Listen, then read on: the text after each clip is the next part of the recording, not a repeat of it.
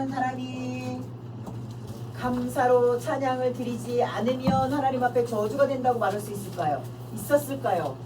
당연히 그런 말 할 수 있는 사람이라는 것을 우리가 먼저 보겠습니다. 자, 역대상 15장 타이틀이 뭐로 돼 있어요, 여러분? 언약궤를 옮길 준비 이렇게 돼 있죠. 사무엘상 6장은 블레셋 땅의 그 엘리 제사장 두 아들이 경건하지 못한 채로 하나님의 언약궤를 메고 전쟁에 나갔을 때에 블레셋 군대들에게 언약궤를 뺏깁니다. 뺏기면서 엘리 제사장의 두 아들은 죽임을 당하고 언약궤는 블레셋 땅에 가서 20년 이상을 떠돌게 돼요. 그러다가 사무엘상 6장에 보면 그 언약궤를 블레셋 사람들이 베세메스로 먼저 보냅니다. 베세메스로 먼저 보내요.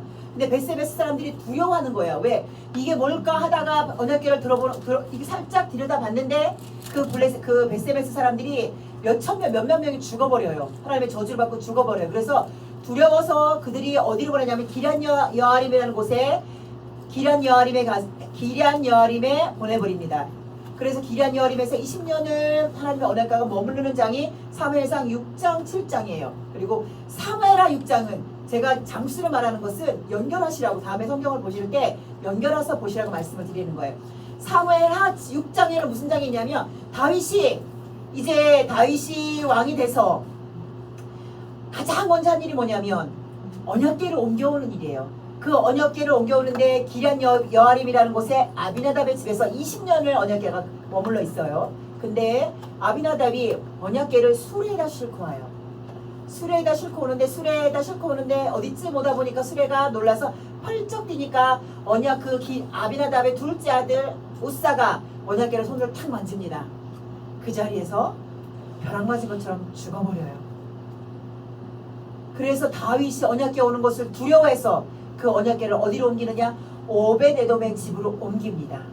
그 오벳에돔의 집으로 옮겨서 오벳에돔의 집에서 소문이 들리는 거예요. 오벳에돔의 집에 언약궤가 들어갔는데 3개월밖에 안 됐는데 오벳에돔의 집에 막 하나님의 축복이 막 임하십니다. 그 소리를 듣고 다윗이 두려움이 해방돼서 언약궤를 다윗성으로 옮겨오는 장면이 사무엘하 6장이에요. 그런데 사무엘상에도 사무엘하에도 언약궤가 있는데 역대상 15장에는 언약궤를 옮길 준비가 돼 있어요. 유일하게 언약궤를 옮길 때 다윗이 어떻게 언약궤를 옮길 준비를 했다고 기록되어 있는데 그게 역대상의 기록이에요. 역대상의 기록에 보면 언약궤를 옮길 때 다윗이 그래요. 자, 제 일렬로 악기 찬양하는 사람, 제사장 그룹 다 일렬로 배치를 해요. 자, 그러면서 자 15장 16절, 17절 다 같이 볼까요? 16절, 17절 다 같이 봅니다. 시작. 다윗이 레위 사람의 어린들에게 명하여 그 형제 노래하는 자를 세우고 비파와 수금과 재금 등의 악기를 올려서 즐거운 소리를 크게 내라 하매 레위 사람 유엘의 아들 헤만과 그 형제 중 벨의 아들 아삽과 그 동종 무라리 자손 중에 부사야의 아들 에단을 세우고 아삽이 등장을 하죠. 아삽은 누구냐 하면 찬양하는 사람이에요. 찬양하는 사람. 그래서 그 아삽이 찬양하는 사람이라서 느헤미야가 포로 귀환을 하고 돌아올 때 바벨론에 가서 70년을 포로로 생활을 하잖아요. 포로 귀환을 하고 돌아올 때 그 성전에 돌아와서 찬양을 이루하는 사람들의 자손이 누구냐? 아삽의 자손들. 이렇게 해서 느헤미야나 그리고 또 에스라 성경에 보면 아삽의 자손들 중에 누구 이렇게 기록이 돼 있어요. 그래서 아삽은 다윗이 지정을 해놓은 거예요. 레위 자손 중에 누구의 아들 아삽은 이 성전에서 예배 제사를 드릴 때에 그 옆에서 항상 찬양하는 사람이 된 거예요. 자, 그러면 다시 우리가 시편 50편으로 돌아가겠습니다. 시편 50편을 보면 여러분 시편 50편이 아삽의 시라고 돼 있잖아요. 자, 그러면서 시편 50편 우리가 본문을 보면은 뭐라고 돼 있냐면 하나님을 잊어버린 너희여 이제 이를 생각하라. 그렇지 않으면 내가 너희를 찌질이니 건질 자 없으리라. 그러면서 감사로 제사를 드리는 자가 나를 영화롭게 하나니 그 행위를 옳게 하는 자가 내가 하나님의 구원을 보이리라. 이렇게 표현했어요. 자, 제가 여러분에게 늘 말씀드리는 건 성경은 이렇게 읽으며 이렇게 읽는 게 정상이에요. 그러나 성경을 제대로 보는 눈이 있는 사람은 성경을 거꾸로 뒤집어 읽어야 돼요. 제가 이렇게 말씀드릴 때 여러분 기억나시죠? 감사로 제사를 드리지 않는 자는 나를 영화롭게 못하나니 감사의 행위를 옳게 하지 않는 자는 내가 구원을 저에게서 거두리라. 이것이 아삽을 통해서 하나님께서 주신 말씀이에요. 아삽이 왜 이런 말씀을 할 수 있느냐? 오늘 아삽이 이렇게 말해요. 22절 본문에 하나님을 잊어버린 너희여 이렇게 말하는 거예요. 아삽이 볼 때 아삽은 1년 365일 성전 안에서 찬양을 드리는 사람이에요. 여러분 아시죠? 물론 이스라엘 백성들은 1년에 7절기를 지켜요. 7대 절기를 지켜요. 그러면서 7대 절기를 지키지만 하나님께서 유독 말하는 건 뭐냐면 이스라엘 민족의 전체 남자들 성년의 모든 남자는 3대 절기를 지키라 이렇게 말해요. 그죠? 그러면서 거기에 3대 절기 중에 하나가 뭐냐? 6월절, 7.7절, 추수감사 수장절이에요. 그 7.7절은 오순절로도 기록이 되고 맥주감사절로도 기록이 돼서 지금 이 시대에 우리가 지내고 있는 거예요. 그러면 7대 절기는 뭐냐? 여러분 우리가 봤지만 7대 절기는 이 3절기랑 다 연관이 돼 있어요. 6월절과 연결되어 있는 무교절, 초실절 벌써 3개가 넘어갔죠. 그 다음에 바로 따라오는 게 뭐냐면 7.7절 맥주감사절, 그 다음에 유무초 나팔절, 유무초 대초 나팔절. 나팔절은 이스라엘 민족에게 큰 절기예요. 신년을 알기는 절기기도 합니다. 그러면서 대속제일 7월 1일이 나팔절이에요. 그리고 7월 10일이 대속제일이에요. 그리고 7월 14일이 수장절이에요. 제가 말씀드린 거 여러분 아시죠? 세 절기가 6월절에 속해 있고 하나 뚝 떨어진 절기가 7.7절이에요. 그리고 수장절에 껴있는 절기가 앞에 나팔절, 그리고 대속제절을 잘 지내고 대속제일을 지내고 나서 수장절을 지키는 거예요. 자, 그러면 이스라엘 민족들이 이렇게 7절기를 지키지만 성전에서는 매일 제사가 있을까요? 없을까요? 있어요. 왜 있느냐? 제사장들이 자신의 죄를 제사장들은 특히 제사장과 레위 사람들은 매일 아침 저녁으로 상번제를 드려야 돼요. 왜? 백성들 중에 7절기 외에 백성들이 하다가 내가 죄를 졌어. 그러면 죄를 지면 하나님 앞에 멸망받을 수 있으니까 빨리 죄를 속해야지. 그 많은 백성들, 약 200만 이상이 되는 백성들이 언제 하나님 앞에 제사를 드리러 올지 몰라요. 죄를 졌다고. 그래서 제사장과 레위 자손 그룹들은 성전에서 일하는 사람들은 매일 아침 저녁으로 자신의 죄를 하나님 앞에 씻어야 돼요. 그래서 상번제를 지내게 돼 있어요. 아침에 번제 소제, 저녁에 번제 소제를 꼭 드려야 돼요. 그럴 때마다 다윗이 하나님 앞에 감동을 받아서 쓴 기록이에요. 하나님 앞에서 제사를 드릴 때 그냥 제사만 드리는 게 아니라 하나님을 찬양하면서 악기를 울리고 수금과 비파를 울리고 찬양을 해서 하나님을 찬양하라 이렇게 말을 하는 거예요. 그러니 아삽은 1년 365일 성전에 거하는 사람이에요. 성전에 거하는 아삽이 지금 뭐라고 말하고 있냐면 하나님을 잊어버린 너희 이렇게 말해요.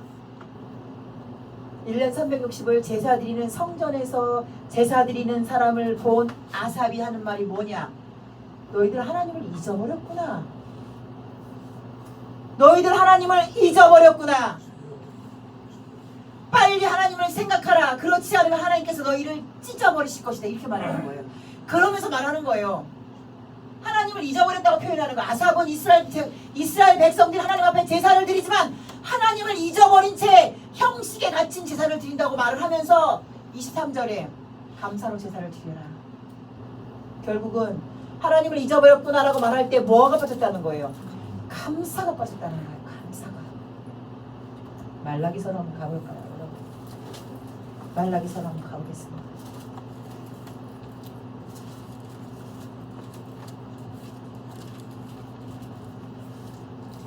말라기서 1장을 보면 말라기서 1장 6절 후의 타이틀을 보면 제사장과 백성들의 죄 이렇게 기록되어 있죠. 말라기서 1장 보면 여러분 말라기서가 중요한 이유가 있어요. 왜냐하면 말라기서가 마지막 구약의 성경이잖아요. 그죠? 마지막 구약의 성경인데 말라기 선지자는요 무엇을 예언하냐면 이 지금 구약의 문이 닫히고 하나님께서 크고 두려운 하나님의 날이 이를 때에, 크고 두려운 하나님이, 제가 한번 말씀드렸죠. 크고 두려운 하나님이 일이라는 건 뭐예요? 예수 그리스도로 말미암아 심판과 생명을 구별되는 날이 하나님의 크고 두려운 날이에요. 이를 때에, 그거 이르기 전에 큰 선지자 엘리야가 올 것이다. 그러니 하나님 그 여호와의 크고 두려운 날이 오기 전에 엘리야가 나타나면 너희들 회개하라. 이것을 선포한 선지자가 말라기 선지자예요. 그런데 더 중요한 의미는 뭐가 있냐면, 여러분, 이스라엘 백성들이 70년 동안 포로로 끌려갔잖아요. 포로로 끌려가서 70년 만에 아무 이유 없이 바벨론 바사왕 고레스를 통해서 그냥 포로가 귀환이 돼요. 포로가 귀환이 되는데, 바사왕 고레스가 하나님을 모르는 사람인데, 바사왕 고레스가 뭐라고 하냐면, 돌아가는데, 그때 바벨론 왕 느부갓네살이 가지고 온 기물들, 그 기물도 가져가. 너희들이 필요한 거 나한테 요청해. 그거 가져가서 너희 하나님, 너희가 섬기는 그 여호와 하나님을 너희가 섬기는 그 성에 가서 섬겨. 이렇게까지 한 사람이 고레스 왕이에요. 그래서 돌아와서 그게 몇 년이냐? 536년이에요. 536년. 그러면 말라기 선지자는 몇 년도 사람이냐? 435년경 사람. 말라기서가 쓰여진 거는 430년경이에요. 겨우 100년이 지나지 않았어요. 포로로 끌려갔다 와서 그 포로 생활에서 하나님을 경외하지 못한 것을 한탄하고, 그 포로로 끌려간 바벨론에서도 하나님을 경배하던 사람들이 경배할 자리가 없어서 에스겔을 통하여서, 에스겔 선지자 에스겔서를 보면요, 그발강가라는 곳이 있어요. 바벨론은 그발강가. 그발강가가 어디냐면, 왜 그발강가가 나오냐면, 이스라엘 포로들이 하나님을 섬겨야 되는 섬길 수가 없잖아요. 바벨론 땅에는 회당도 없고 아무것도 없잖아요. 그러니까 어디에 모였냐? 에스겔 선지자가 살고 있는 집 주변에 그발강가라는 곳에서 모여서 날마다 에스겔 선지자에게 물으러 와요. 에스겔서를 읽다 보면 그래요. 이스라엘 장로들이 하나님의 뜻을 물으러 나에게 나오매, 하나님의 뜻을 물으러 에스겔에게 나오매, 이렇게 기록이 돼 있어요. 그들이 70년 동안 바벨론 땅에 살면서도 하나님을 궁금해하고 하나님을 경배하고 예배하고 싶었던 그들이 돌아와서 고작 100년도 안 돼서 또다시 하나님을 멸시하기 시작합니다. 그게 바로 인간이라는 거예요. 그래서 하나님이 400년이라는 기간에 신구약 중간기를 만들어 버리시는 거예요. 여러분, 신구약 중간기에는요, 이스라엘 민족은 처절합니다. 위에 프톨레미오 왕조, 밑에 셀루코스 왕조. 이게 뭐냐면, 알렉산더 대왕이 신구약 중간기에 평정을 해요. 알렉산더 대왕 여러분 들어보셨죠? 엄청난 힘을 가진 젊은 대왕이에요. 그러나 33세에 풍토병으로 죽어버려요. 그래서 알렉산더 대왕 밑에 있는 네 명의 그 군장들이 지역을 나눠요. 지역을 나눠 가지는데, 이 사람들이 처음에는 네 군대로 나누지만 정복을 해서 프톨레미오 왕조가 갈대아 지역, 유브라데스강 지역, 셀루코스 왕조는 밑에 이집트 지역을 점령을 해. 두 군데씩을 평정해서 두 사람만이 딱 점령을 해요. 그런데 제가 말했지만, 이스라엘 민족이 거하는 가나안 땅은 아주 좋은 땅이에요. 가나안 땅이 인변에 지중해를 끼고 있잖아요. 그 지중해로다가 세계 어디든지 무역할 수 있어요. 그리고 가나안은요, 예루살렘까지, 우리 한국에서 예루살렘까지는요, 도보로 가능해요. 육로로 갈 수 있는 거리예요. 물론 비행기가 있어서 비행기가 타고 가면 되잖아요. 근데 비행기가 끊기고 뭐가 끊겨도 충분히 육로로 갈 수 있는 쭉 길이 끊어지지가 않았어요. 그러니까 이쪽 동방 쪽으로는 육로로 갈 수 있고, 이쪽 유럽이나 아프리카 쪽으로는 해로로 갈 수 있는, 그곳을 지리적으로 레반트 지역이라고 말을 해요. 아주 풍부한 지역인 거죠. 그래서 이 가나안 땅을 점령하는 사람이 뭐가 되느냐? 세계 왕조를 제패할 수 있는 거예요. 그래서 신구약 중간기에 무슨 일이 벌어지느냐? 셀루코스 왕조가 밑에, 프톨레미오 왕조가 밑에 셀루코스 왕조를 정복할 때 늘 거치는 데가 어디냐? 가나안 지역. 그래서 또 셀루코스 왕조가 프톨레미오 왕조를 점령하러 갈 때 점령을 해야 되는데 거쳐가야 되는 데가 어디냐? 가나안 지역. 우리나라 민족하고 똑같아요. 우리나라 민족이 중국의 침략, 일본의 침략, 어디의 침략, 우리나라 먹으려고 침략한 거 아닌 거 여러분 아시죠? 우리나라는요, 전초기지예요. 어디를? 다른 대륙을 점령하기 위한 전초기지. 그게 우리 조선 우리나라 민족이 몇천 년을 겪어온 전쟁의 순환인데 이스라엘이 똑같이 그 순환을 겪었어요. 그게 언제다? 하나님을 제대로 경배하지 못하고 하나님 앞에 감사하지 못한 이스라엘 민족에게 내리신 하나님의 징벌이라는 거예요. 그게 바로 하나님께서 이스라엘 민족에게 말씀하지 않은 신구약 중간기를 암흑기라고 표현해요. 하나님이 응답하지 않으시거든요. 그런데 바로 그 하나님께서 응답하지 않을 것이라고 예고하는 말라기 선지자 때에 하나님께서는 뭐라고 말씀하시냐면, 제가 1장 6절의 타이틀 봤죠? 제사장과 백성들의 죄. 자, 보면 뭐라고 되어 있냐면 6절에 내 이름을 멸시하는 제사장들아, 나 만군의 여호와 너희에게 이르기를, 아들은 그 아비를, 종은 그 주인을 공경한대요. 그런데 내가 아비일진데 내가 주인일진데 너희는 나를 공경하지도 주인으로 모시지도 않고 멸시한다, 이렇게 말하면서 7절에 너희가 더러운 떡을 드리고, 그리고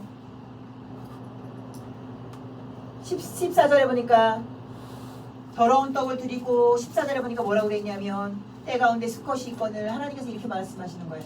때 가운데 수컷이 많아. 근데 나는 그것을 흠양하는 것을 원하는 게 아니야.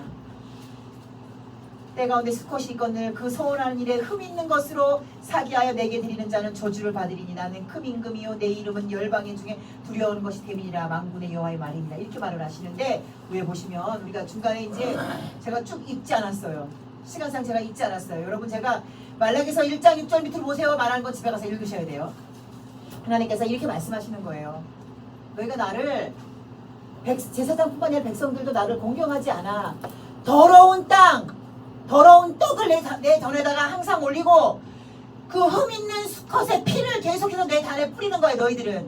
그래서 나는 임금인데 너희들은 나를 어떻게 하냐면 나를 사기치는 거야. 나를 사기치는 거야. 우리가 여기 보지 않았지만 10절에 보면 뭐라고 되어 있냐면 만군의 여호와가 이르노라, 너희가 내 단 위에 헛되이 불사르지 못하게 하기 위하여 너희 중에 성전 문을 닫을 자가 있었으면 좋겠도다. 내가 너희를 기뻐하지 아니하며 너희 손으로 드리는 것을 받지도 아니하리라. 성전 문을 닫고 싶은 이유가 뭐냐?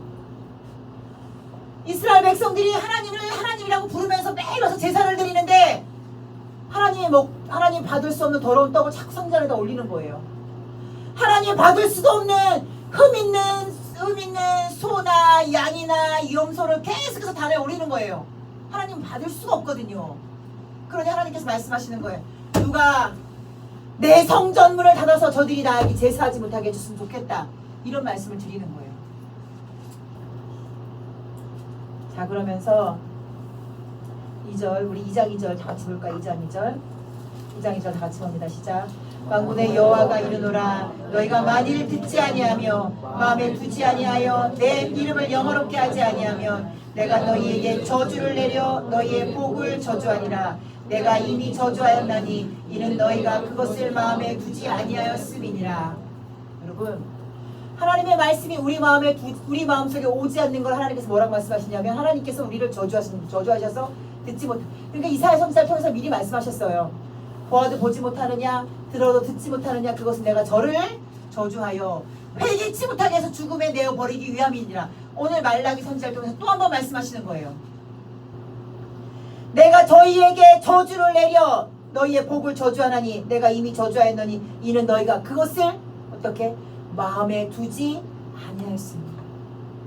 하나님의 말씀, 하나님의 마음, 하나님의 법, 하나님의 율례를 마음에 두지 않으면 하나님께서 우리에게 저주가 되시게 하시는데, 앞으로 그 말씀들이 내 귀에 안 들리고 말씀들이 내 마음에, 내 눈에 보이지 않고 말씀들이 내 마음에 들어오지 않는다는 거예요. 여러분, 안타까운 건 뭐냐면, 저도 지금은 제가 여러분에게 말씀을 전하는 사역자가 됐지만 저도 48년 동안은 다른 분한테 말씀을 듣는 저도 양이었단 말이에요. 근데 제가 48년, 저는 돌도 안 돼서 제가 제 발로 걸어서 교회 갔다고 안 했잖아요. 그러니까 기억이, 그전 설교는 기억이 나질 않죠. 물론 기억이 나지 않아요. 근데 기억에 있는 설교가 무슨 설교인지를 기억하는 그날부터 48세가 되는 그날까지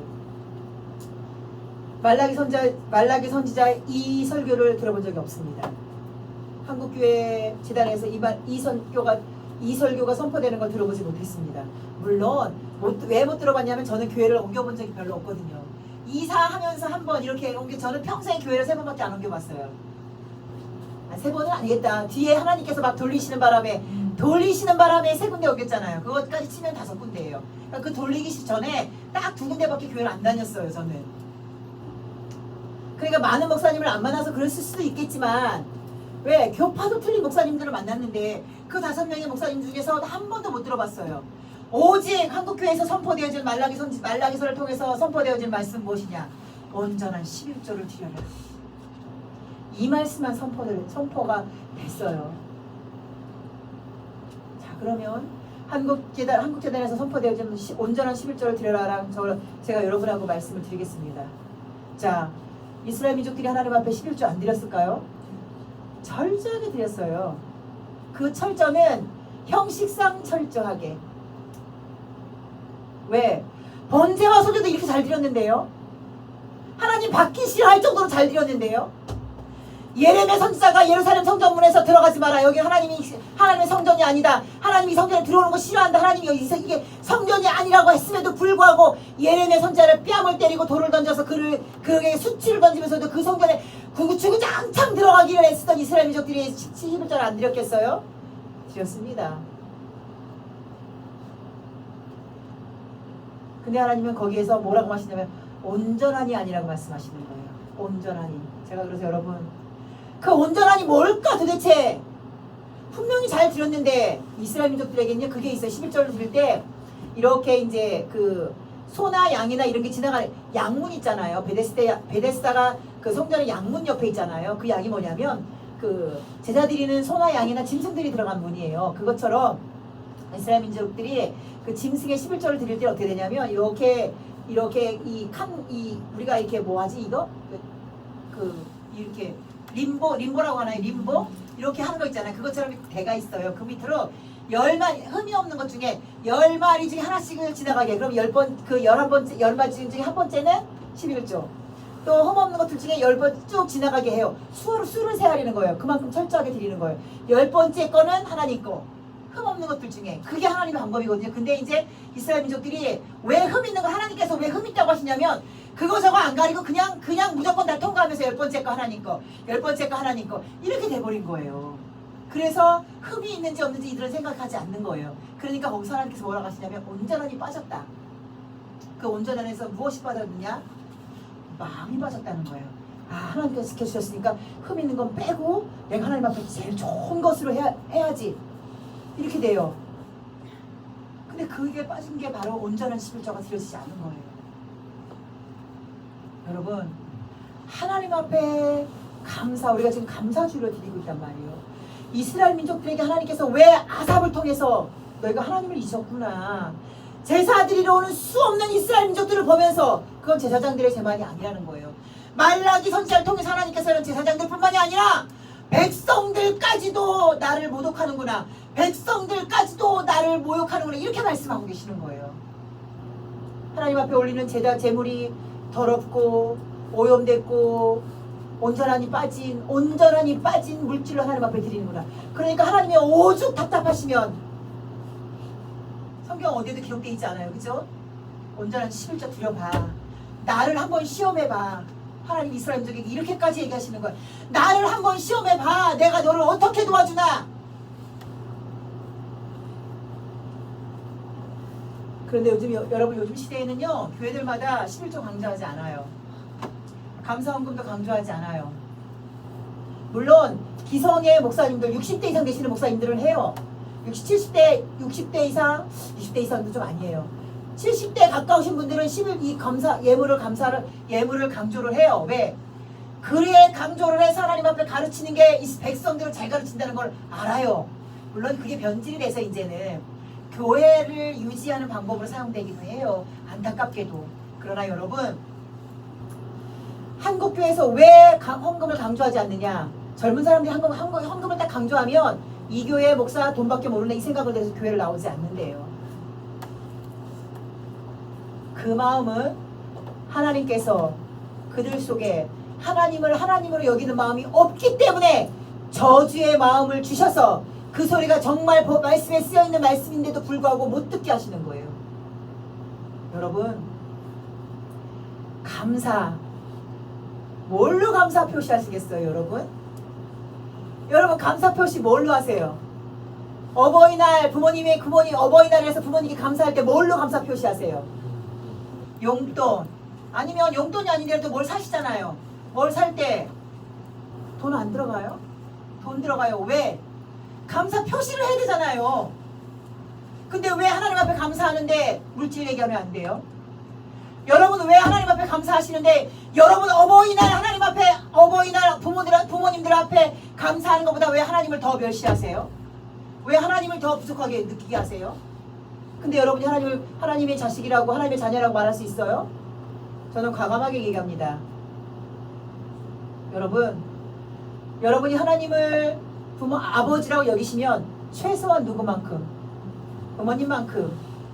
여러분이 하나님을 아버지라고 느끼시면 최소한 누구만큼 사랑하는 내 애인에게, 사랑하는 내 남편에게, 사랑하는 누구에게, 아니면 내가 나를 사랑해서 나에게 명품 옷을 선물하고 나에게 명품 백을 선물하고 내가 갖고 싶었던 뭔가를 사기 위해서 내가 돈을 아껴서 돈을 지불해서 사는 것처럼 그거보다는 하나님을 사랑해야 될 거 아니에요. 근데 여러분 정말 그렇게 하세요? 제가 이거 여러분에게 몇 번 가르쳤어요. 왜? 이거는 제가 하나님 앞에 받은 은혜이기 때문에 그래요. 제가 하나님 앞에 받은 은혜예요. 제가 왜냐하면 15년 가까이를 신용불량으로 살면서 돈이 하나도 없었잖아요. 근데 하나님 앞에 감사를 해야 되는데 뭐가 있어야 감사를 하죠. 그러나 제가 오늘 하나님 앞에 하나님 어떻게 하면 좋을까요? 얘기할 때 그런데 왜 감동이 온 게 그래. 넘치도록 하지 않아도 돼. 그냥 네 마음을 하나 나한테 드리면 돼. 근데 그 마음의 표시가 뭐냐 이거예요. 그 마음의 표시가 없어도 정말 없어도 어버이날 부모님한테 1년에 한 번이니까 드리기 위해서 모으잖아요. 근데 그것만 드려요? 어버이날 지나고 나면 부모님 생일 있으니까 부모님 생일을 위해서도 우리가 조금씩이라도 모아서 드리잖아요. 내 자식들 옷 하나 사입히기 위해서 내가 우리 돈을 모으잖아요. 내 자식들 뭐 하기 위해서 뭐 하잖아요. 학원 보내잖아요. 뭐 하기 위해서 뭐 하잖아요. 그러다 보니까 돈이 없어서 하나님 앞에 못 드리네. 이게 현대교회의 문제인 거예요. 그래서 제가 여러분에게 부탁을 드렸어요. 경제활동을 하시는 모든 분들은 하나님 앞에 그런 예물 드리지 마시고 드리고 생활을 살다 보니까 부모님에게 드리고 아이들 내가 갖고 싶은 거 갖고 내 자식 결혼하신 분들은 가정생활 유지할 거 유지하다 보고 먹고 싶은 거 먹다 보고 하다 보니까 돈이 없어서 하나님 앞에 드릴 게 없네. 그렇게 하지 마시고 경제활동 하는 모든 사람들은 제가 뭐라고 그랬어요? 하나님 앞에 드릴 예물의 별도를 따로 분리해서 그 돈을 거룩하게 준비를 하라. 그래서 그렇게 하다 보면 내가 예물을 없어서 못 드리는 상황 생기지 않아요. 미리 준비하기 때문에. 왜? 매달 내가 꾸준히 이거를 내가 모아서 하나님 앞에 절기 예물로 드려야지. 내가 이걸 꾸준히 모아서 내가 하나님 앞에 어떻게 드려야지. 그 말은 내가 가지고 있는 나의 물질이 하나님께라고 고백하고 감사해서 뛰어넘게 충분히 감사해서 내가 그 일부분을 하나님 앞에 저축하는 그런 자세를 여러분에게 저는 요구하고 싶어요. 여러분 마음으로 감사하지 마세요. 그건 당연히 해야 되지만 마음으로만 감사하지 마세요. 그거 사람도 싫어해요. 마음으로만 하는 감사 사람이 좋아합니까? 마음으로만 사랑하는 거 사람들이 좋아합니까 여러분? 좋아하지 않아요. 사랑하면 사람들이 뭐라고 해요? 표현하라고 하죠. 근데 왜 한국교회 성도들은 마음으로만 하나님을 사랑하고 마음으로만 예수를 구주로 영접하고 마음으로 믿어서 내가 구원을 받는다고 생각을 해요? 당연히 마음은 첫 번째예요. 마음이 빠진 참 기가 막힌 건 여러분, 마음이 빠진 입에 바른 사랑한다는 말 여러분 그거 가슴으로 느껴져요? 안 느껴져요? 안 느껴지죠? 기가 막혀요. 왜? 사람은 영적인 존재이기 때문에 영의 직감이 있어요. 그래서 이 사람이 나한테 그래 너 나 친구하자, 그래 나 너 좋아해, 사랑해. 근데 왜 마음이 안 느껴지지? 여러분 그런 사람들하고는 어떻게 하시죠? 절교하시죠. 그죠? 안 만나거나 거리를 두시죠. 근데 왜 하나님 앞에는 마음이 빠진 입으로, 마음이 빠진 물질로, 마음이 빠진 헌신을 하시면서 또한 다른 방면으로는 왜 드리지 않고 헌신하지 않고 왜 예배하지 않고 마음만 있으면 다라고 생각하는 거예요. 이 둘 다 하나님 앞에는 다 거짓입니다.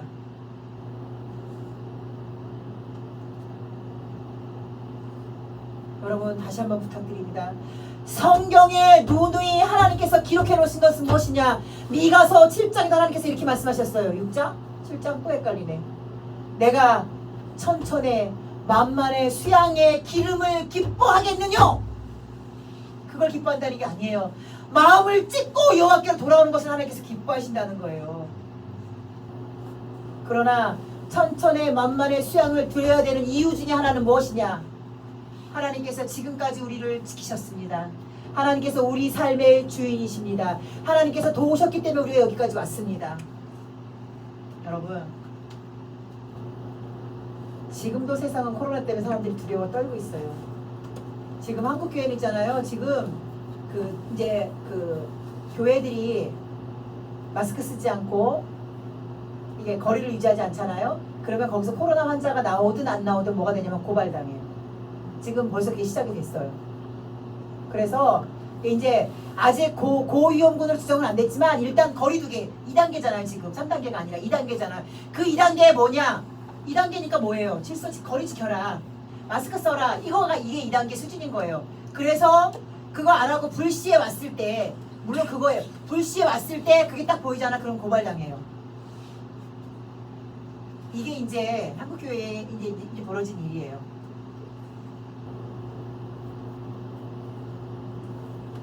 그리고 수없이 많은 사람들이 지금도 잠잠해지지 않고 코로나에 계속해서 코로나의 영향을 받아요. 그래서 코로나가 걸려요. 근데 왜 이제 물론 그 사람들이 다 뭔가 문제가 생겨서 가지 않아야 할 때 가서 코로나가 생기니까 여러분 아니라는 거 여러분 아시죠? 일상생활에서 코로나 감염된 사람들이 꽤 많아요. 얼마나 감사해요. 여러분, 제가 처음부터 여러분에게 부탁드렸던 것은 코로나가 아무리 넘나든다 할지라도 두려워하지 마라. 두려워하면 너희의 성경에 기록된 것처럼 골수가 약해져서 근심이 들어가서 골수가 약해지면 우리의 면역력이 떨어지기 때문에 코로나 걸릴 수밖에 없다. 그러니 근심하지 말라. 제가 여러분에게 누누이 부탁드렸던 말씀이에요. 얼마나 감사해요.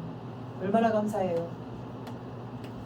그 세계적으로 몇십만 명, 몇백만 명이 엄청난 인구가 죽거나 코로나 걸려서 자가격리되고 문 닫고 생활 못하고 자가격리가 무서워서 자살하고 뭐 이런 사람들 중에 얼마나 감사해요. 다른 거 다 둘째치고 얼마나 감사해요. 근데 우리의 마음속에서 그 감사가 진심으로 하나님 앞에 나오냐 이거예요. 다들 여기가 무뎌져가지고 진심 어린 감사가 안 나오는 거야 이미. 이스라엘 민족들이 매일 제사를 드리면서도 하나님 앞에 내가 드리는 제물이 흠이 있나 없나? 왜? 흠이 있나 없나? 자기가 먼저 검수해야 돼요. 야 발톱 하나 상해도 안 돼요.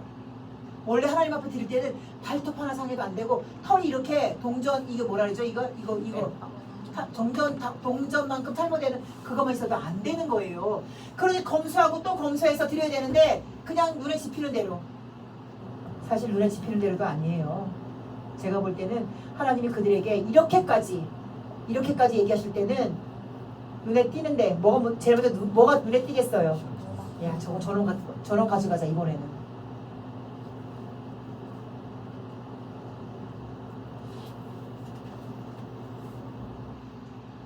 아삽이라고 하는 사람은 아삽은 제사장이 아니에요 여러분. 아삽은 찬양대원입니다. 찬양대원 중에 찬양대원 리더예요. 찬양을 하는 리더예요.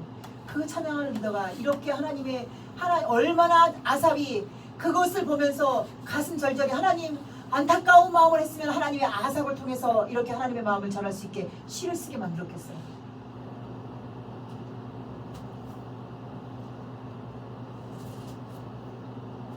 시편 50편으로 돌아갑니다 여러분. 시편 50편으로 들어가면 아삽은 오늘 22절 23절에 22절 23절이 뭐예요 여러분? 축복이에요? 심판이에요? 심판이에요. 22절 23절은요. 근데 23절만 들어서 써요. 그 감사절 때 교회도 현수막 붙일 때 보면 23절만 들어서 써요. 그래서 감사로 하나님 앞에 영광 돌리자 이것만 쓴단 말이에요. 단락이 동그라미가 22절까지 돼 있죠? 22절까지 같이 쓰셔야 됩니다. 22절 23절에 심판에 대해서 너희가 하나님을 잊어버린 너희여 하나님을 잊어버린 것을 빨리 돌이켜라. 그래서 감사로 예배를 드려라. 그렇지 않으면 하나님께서 너희를 찢으시리라. 이게 23절 23절인데 22, 23절인데 그 절에 심판에 말하기 전에 한 번 더 미리 하나님께서 말씀하시는 거예요. 자 보시면 50장 1절부터 6절까지 보시면 하나님에 대해서 나와 계세요. 하나님의 전능하신 하나님에 대해서 설명하시면서 6절에 뭐라고 되어 있냐면 하늘이 그 공의를 선포하리니 하나님 그는 심판장이십니다. 이렇게 말하는 거예요. 아삽이 심판의 말을 하기 전에 하나님께서 아삽을 통해서 심판의 말을 하기 전에 나는 심판장이야. 너희의 행위대로 심판할 수밖에 없는 심판장이야. 이렇게 말을 하시는 거예요. 그러면서 미리 한 번 더 말하세요. 14절 15절 가겠습니다. 14절 15절 시작. 감사로 하나님께 제사를 드리며 지극히 높으신 자에게 내 소원을 갚으며 환난 날에 나를 부르라. 내가 너를 건지리니 내가 나를 영화롭게 하리라. 그냥 미리 하나님께서 15절 14절에 14절 15절에 미리 한 번 더 말씀하시는 거예요. 빨리 감사로 나한테 제사를 드려. 그러면 내가 너를 환난 날에 너를 내가 건질 거야. 감사로 하나님 앞에 부르짖지 않으면 결국은 반대로 얘기합니다. 여러분 감사로 하나님 앞에 나오지 않으면 우리가 아무리 환난 날에 하나님 앞에 부르짖어도 하나님이 우리를 건질 수가 없어요. 그게 하나님의 품성이에요. 그게 하나님의 특징이에요. 여러분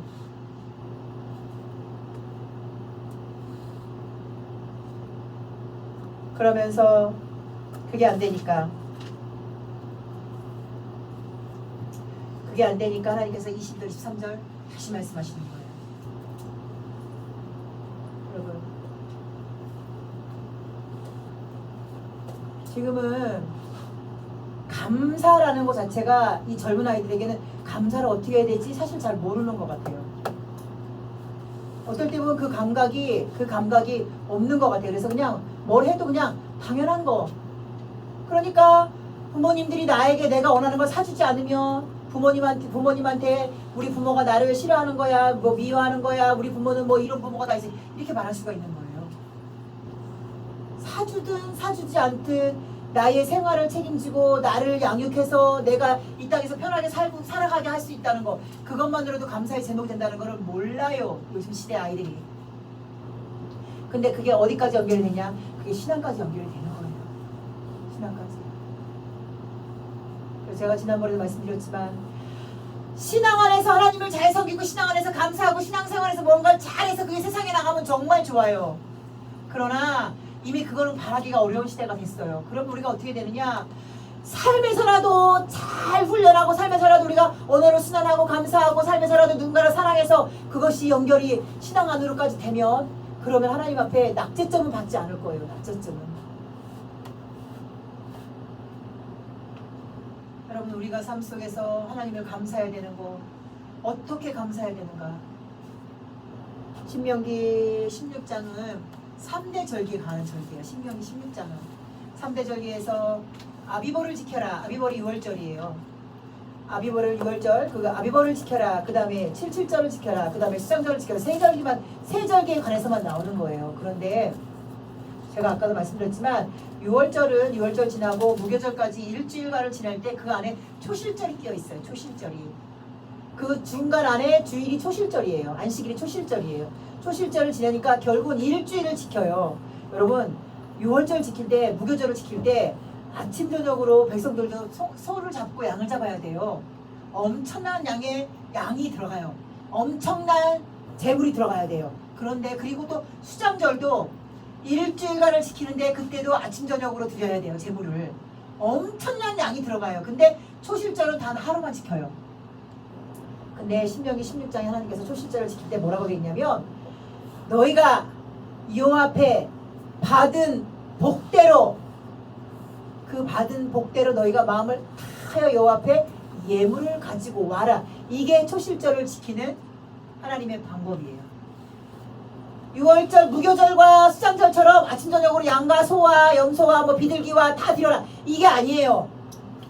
거기는 무교절과 수장절은 규칙이 있어요. 근데 77절만큼은 규칙이 없어요. 규칙이 없어요. 77절만큼은 무엇으로? 내 마음에, 아 내가 하나님 앞에 이렇게, 하나님 나를 이렇게 도우셨구나, 하나님 앞에 하나님 나를 이렇게까지 사랑하시는구나, 아 하나님의 은혜로 내가 여기까지 왔구나, 그거를 보여주는 절기가 뭐냐? 그게 77절이에요. 그게 맥주감사절이에요. 맥주감사절. 예수님이 십자가에 돌아가심으로 휘장이 찍혔으니까 우리 그거 안 지켜도 돼요? 그렇게 말하는 사람은 안 지켜도 돼요. 그렇게 말하는 사람은 지킬 필요 없어요. 왜? 그렇게 말하는 사람은 지켜도 하나님 앞에 올라가지 않아요. 그러나 여러분, 예수님께서는 분명히 말씀하시길, 나는 율법을 폐하러 온 것이 아니라 율법을 완성하러 왔다. 그러면서 하나님을 사랑하고 옆으로 아래로는 내 이웃을 내 몸과 같이 사랑하라, 이렇게 말씀하셨단 말이에요. 하나님의 사랑하는 거 뭘로 보여주겠냐 이거예요. 입으로만 사랑, 입으로만 사랑은 하지 마세요. 여러분 삶이 하나님을 사랑한다고 표시하셔야 돼요. 여러분의 삶이 하나님께 감사한다고 표시하셔야 돼요. 사람이 그렇게 말하는 것처럼. 많은 사람들이 하나님이시니까 이해하시겠지, 하나님이시니까 봐주시겠지, 하나님이시니까 못 봐주는 거예요. 하나님이시니까 어떻게 넘어갈 수가 없는 거예요. 왜? 하나님은 규칙이 있으시잖아요. 그 규칙을 태초부터 지금까지 하나님께서 이 땅에, 예수님께서 이 땅에 마지막 심판주로 오시는 그날까지 하나님의 규칙은 절대 변하지 않아요. 그게 변하면 제가 여러분에게 자유롭게 말할 수 있어요. 그게 변하지 않기 때문에 하나님을 사랑합니다. 무엇을 보여줄 것이냐? 하나님께서 원하시는 여러분의 삶을 하나님 앞에 사랑한다고 보여주는 것을 원하시는 거예요. 그러니까 무엇을 원해야 되냐? 사람보다 하나님이 우선입니다. 사람 사랑하는 것보다 하나님을 더 사랑합니다. 나보다 하나님을 사랑합니다를 보여줘야 된다는 거예요. 여러분, 아직까지도 하나님을 사랑하는 것에 대해서 인식이 잘 안 되시는 분, 다시 한번 부탁드립니다. 하나님을 사랑하십니까? 그러면 최소한 절기 때만이라도 10년 1년을 무사하게 지나게 하셔서 새로운 생을 주신 하나님이잖아요. 그죠? 새 생명을 주신 거에 대해서 감사해야 되죠. 부활절, 맥주절, 그리고 추수감사절, 성탄절, 그러면서 5번 절기예요.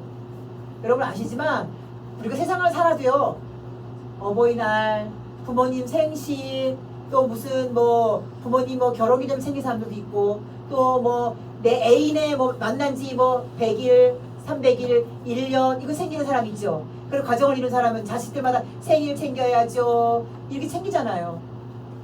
다른 거 여러분, 하나님은 여러분에게 무리한 거 요구하지 않아요.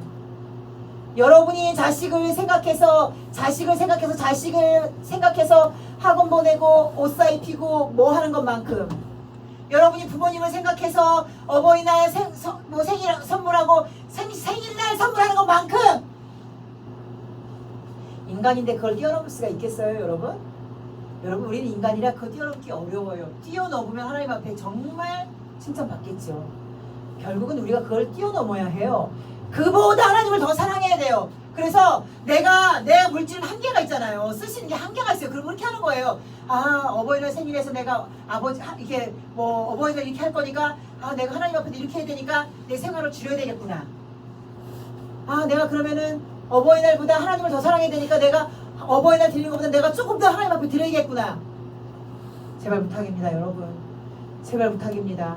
말로만 하나님 앞에 사랑하지 마시고, 말로만 감사하지 마시고, 사람들이 말하는 것처럼 표현하세요. 사람들 앞에는 표현하면서, 사람들 앞에는 주면서, 사람들 앞에는 표현 안 하면 안 되는 것처럼 여러분이 살아가면서, 하나님은 사랑의 하나님이니까 봐주시겠지? 어림없습니다. 하나님은 그걸 사랑이라고 표현하지 않아요. 여러분, 정말 하나님을 사랑하시면 그 사랑을, 정말 하나님 앞에 감사하시면 그 감사를 하나님 앞에 보여드리는 여러분의 삶이 되기를 예수님의 이름으로 부탁드립니다. 다 같이 오늘 말씀 기억하시면서